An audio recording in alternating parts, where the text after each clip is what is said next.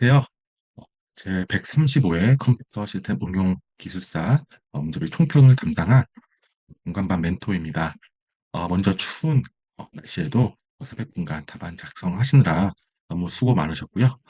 이번 kop싱 문제 한 30분 정도 주요 문제 중심으로 어, 간단하게 살펴보도록 하겠습니다. 대부분 이제 정보관리 기술사 시험을 보셨겠지만 아무래도 이제 이번 컴싱 문제 같은 경우는 어, 다음 회차에 교차로 출제될 가능성이 상당히 높은 문제들도 많이 있습니다. 그렇기 때문에 이번 시간에 한번 분별게 보시고 서브노트에 정리를 해놓으신다면 도움이 되지 않을까 생각이 듭니다. 먼저 1교시 문제입니다. 1교시 문제 난이도를 보자면은 음, 기본적으로 이제 정보관리 기술사 1교시 문제에 비해 상당히 익숙한 문제들로 구성이 되어 있다고 볼 수가 있겠습니다.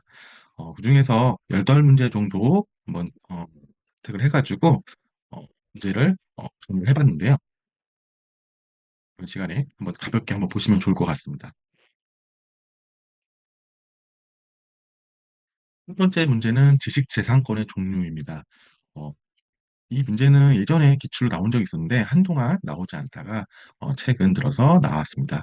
그래서 가볍게 해당 문제 같은 경우는 개념과 근거, 그다음에 이 세 가지 유형만 가볍게 가져가시더라도 충분히 대응이 될 수 있을 것 같습니다. 어, 개념을 보자면 특별한 내용은 없습니다. 법령, 조약 등에 따라서 지식 재산에 대한 어떤 권리를 말한다. 그래서 주변적으로 어떤 키워드를 포함하자면 이거는 근거가 좋은 특정 포인트가 될 수 있을 것 같습니다. 지식재산기본법의 제3조가 이런 지식재산권에 대해 정의되어 있다 정도 보시면 될 것 같고요. 필요성은 어떤 게 있을까요? 시장 독점적 지위 확보, 대표적인 걸로 이제 특허 분쟁 이런 것들이 제일 중요한 키워드로 될 수 있지 않을까 생각이 듭니다. 그다음에 뭐 R&D, 투자비, 회수 이런 키워드들도 같이 정리해 주시면 좋겠습니다. 산업재산권, 그다음에 저작권, 그리고 마지막으로 신지식재산권 이렇게 세 가지 유형이 있습니다. 주 특징 한번 보자면은 산업재산권 같은 경우는 산업 발전을 추구한다. 반면에 저작권 같은 경우는 문화 발전을 추구한다. 그다음에 신지식재산권이죠. 이 신지식재산권은 최근에 들어서 나온 부분이고 AI 어떤 이런 그 신기술에 대해서 좀 더 적합한 지상권이라고 볼 수 있는데요. 이 두 가지 해당하지 않는 경계가 모호한 부분에서 적용할 수 있는 지식재산권이라고 보시면 될 것 같습니다. 이 세 가지 유형 내에서도 세부적인 유형이 있습니다. 재산권 같은 경우는 특허권, 실존신양권, 디자인권, 상표권, 그다음에 저작권 같은 경우는 인격, 재산, 인접권 이렇게 유형이 나눠져 있습니다.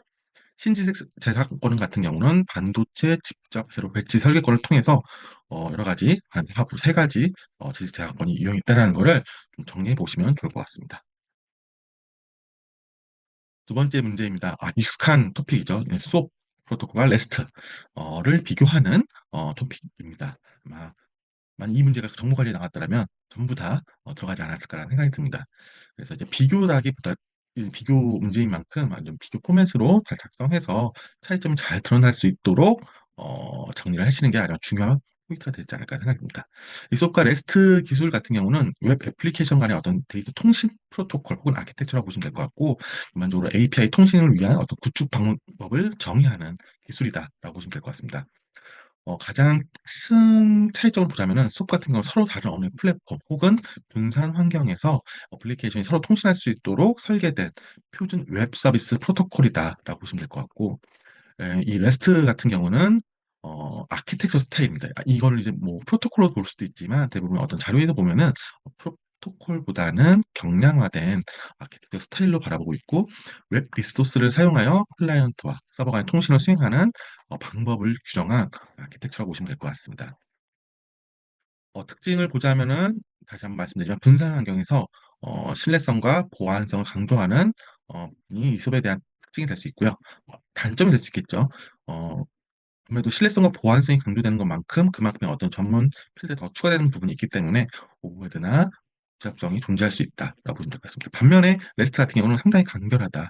어떤 거에 비해서 소에 베이스 반작을 하다는 거죠. HTTP 메소드로 구현이 간단하게 설계할 수 있다라고 보시면 되고 단점으로는 아무래도 간단하다 보니 보안 기능이 별도로 없습니다. 그래서 보안을 강화하기 위해서는 별도 보안 레이어 구현이 필요하다라고 보시면 될 것 같습니다. 그래서 이제 강조해야 될 포인트는 어떤 신뢰성, 보안성을 강조할 수 있는 부분이 될 수 있고, 어, 레스트 같은 경우는 어떤 경량화된 데이터를 형식을 사용하기 때문에 경량화된 아키텍처라고 보시면 좋을 것 같습니다.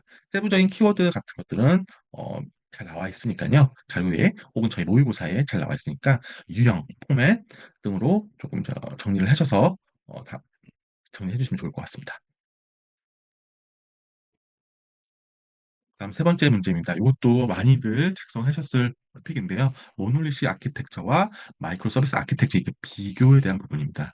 또 비교 문제다 보니까 이게 둘 간의 어떤 토픽 자체도 비교가 상당히 명확하게 드러날 수 있기 때문에 이렇게 비교 포맷으로 구성을 해서 답안을 작성하시는 부분이 조금 더 차별화 있고 좋은 점수를 받을 수 있을 거라고 생각됩니다. 모노리스 아키텍처 개념을 보자면은 정통적인 어떤 모델로서 자체 포함 방식이며 다른 애플리케이션과 독립적인 통합된 어떤 아키텍처라고 보시면 될 것 같고 마이크로소프트 아키텍처 같은 경우는 어떤 서비스 혹은 기능 단위로 분할해서 이들을 조립으로 어플리케이션을 제공하는 아키텍처로 볼 수 있겠습니다.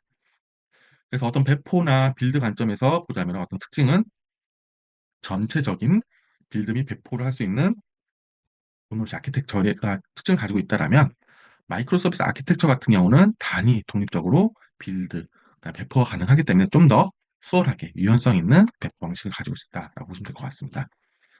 독립성, 네, 모노리스 같은 경우는 전체 서비스 간의 영향이 높기 때문에 단 일부 장애가 발생했을 경우에 서비스 전체 단위가 이제 제공하지 못하는 어떤 문제점이 있는 반면에 마이크로 서비스 아키텍처 같은 경우는 서비스 간의 의존도가 낮기 때문에 부분적인 서비스 혹은 부분적인 비즈니스 연속성을 얻을 수 있다라고 보시면 될 것 같습니다. 그럼 생산성 측면에서 가장 큰 특징이 또 볼 수 있겠습니다. 모노로시 아키텍처 같은 경우는 서비스 간의 영향도 높기 때문에 단일 개발 언어로 보통 개발을 수행하는 반면에 마이크로 서비스 아키텍처 같은 경우는 다양한 언어를 사용합니다. 대표적인 키워드로는 이렇게 폴리글랍 표현도 같이 보여주시면 좋을 것 같습니다. 다음 문제로 넘어가도록 하겠습니다. 멀티 클라우드 문제가 나왔습니다. 멀티 클라우드 같은 경우는 두 개 이상의 퍼블릭 클라우드를 연계, 운영, 활용하기 위해서 사용하는 어떤 차세대 클라우드 기반의 기술이라고 보시면 될 것 같습니다.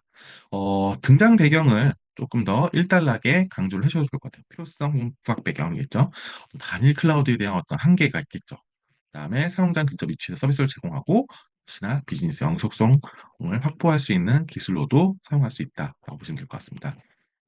해당 그 토픽은 단순 개념도 어떤 개념 부각 배경에 대한 어떤 키워드로 채워주시는 것보다는 이렇게 주요 기술이 있습니다. 이제 애트리에서 나온 자료를 보면은 멀티 클라우드를 구현할 수 있는 혹은 이제 멀티 클라우드 서비스 서버를 구현함에 있어 필요한 기술이 다섯 가지가 있습니다. 첫 번째로 인프라 연동, 그다음에 인프라 서비스 간의 어떤 통합 운영 관리, 애플리케이션 간의 어떤 통합 운영 관리, 모니터링, 그다음에 기반 인터페이스 기술 이렇게 크게 다섯 가지가 있습니다. 요것도 같이 추가적으로 정리를 해주신다라면은 조금 더 좋은 점수를 받을 수 있지 않을까 생각이 듭니다.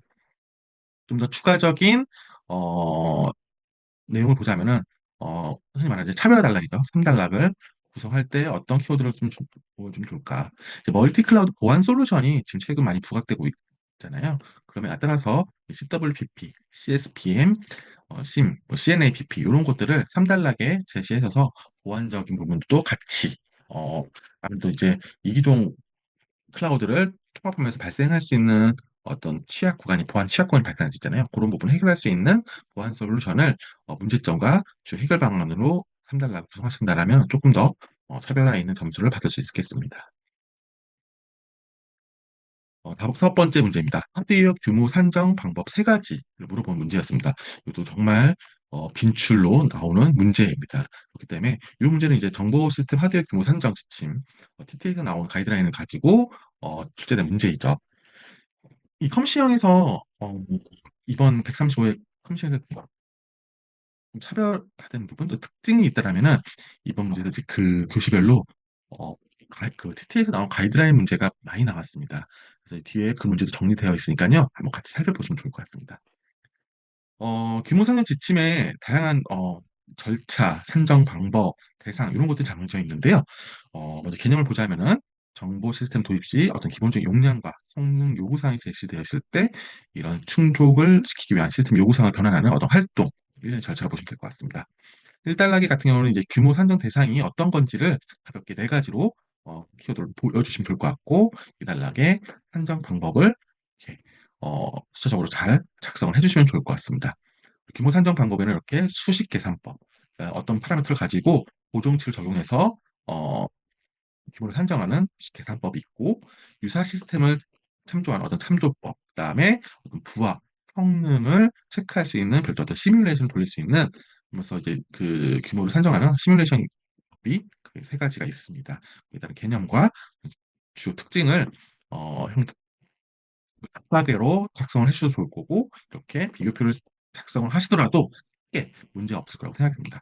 그다음에 3단락은 산정 절차도 많이 물어보는 문제가 있습니다. 그래서 절차를 3단계에 3단락에다가 작성을 해주신다면 좀 차별화 있지 않을까 하는 생각이 듭니다. 넘어가도록 하겠습니다. 다음 문제입니다. 인공지능 문제이고요.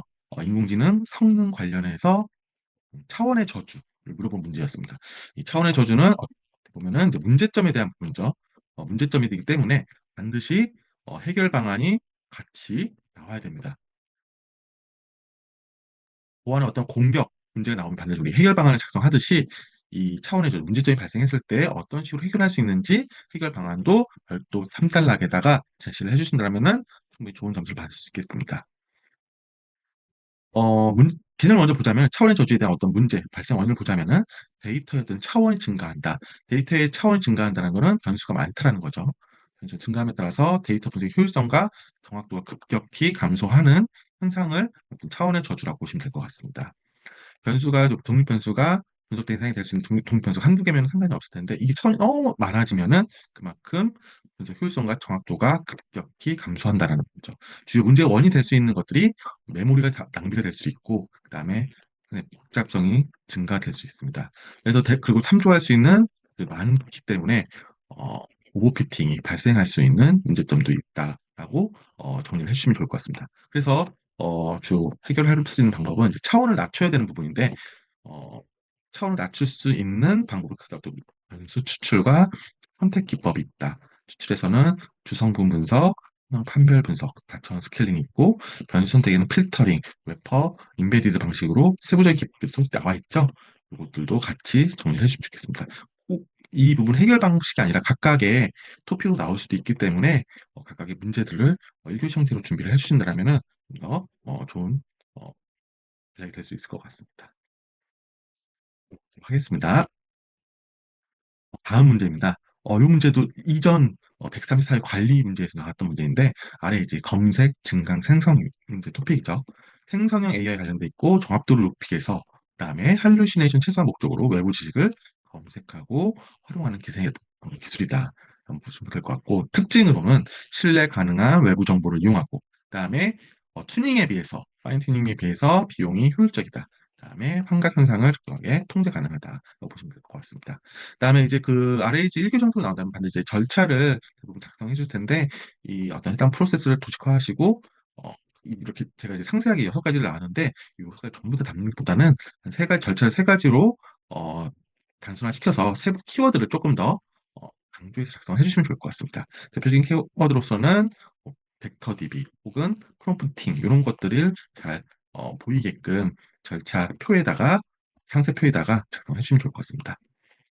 그리고 요거 RAG 기술 패러다임이라고 해서 최근 모의고사도 나온 적이 있는데요. 나이브 RAG, 어드밴스드 RAG, 모듈러 RAG인데 이렇게 심화돼서 이제 발전 형태의 어떤 기술 패러다임을 3단락에 역시 제시를 해주셔도 좋은 점수를 받을 수 있을 것 같습니다.